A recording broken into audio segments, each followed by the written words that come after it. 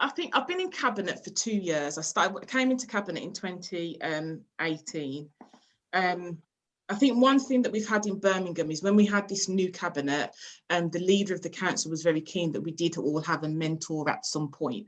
So we did have some level of mentor for through the LGA, which was fantastic. I had a great mentor from Liverpool.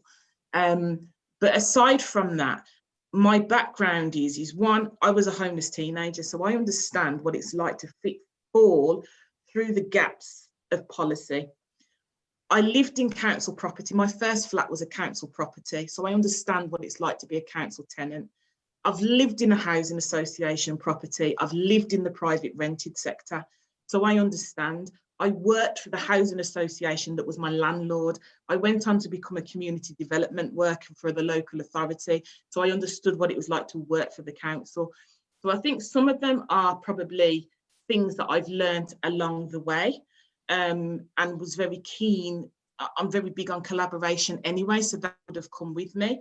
I think the other thing is I believe everybody should have mentors. So I think I have unofficial mentors that I will test bed things with. I've got a really great cabinet team, that's one thing, but I'm also quite cheeky, to be honest with you. So I will reach out to somebody who is in the sector, who I think does great things, and it doesn't necessarily need to be another elected member or someone in within the local authorities. So I've reached out to like Rick Henderson, who's like the CEO of Homelessness Link.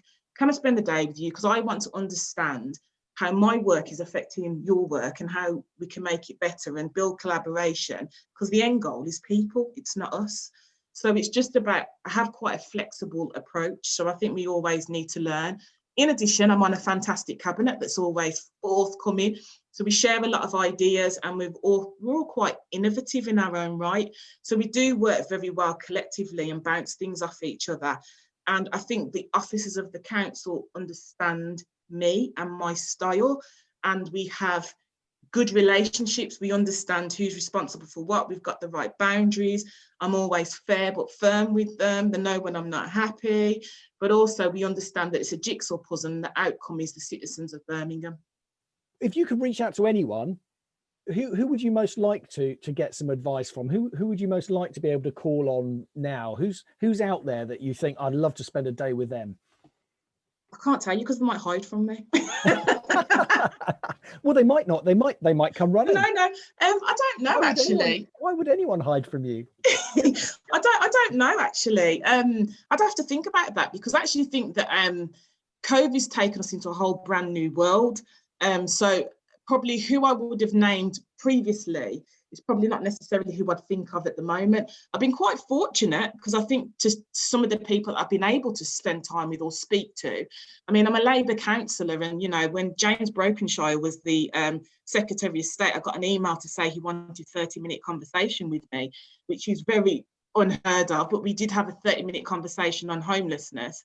I reached out to Louise Casey when she was the advisor on homelessness recently, and had a meeting with Louise Casey and her officers and my officers of the council, so we could have quite a frank conversation about our perspective of Birmingham and their perspective of Birmingham, and what do we both think the needs are.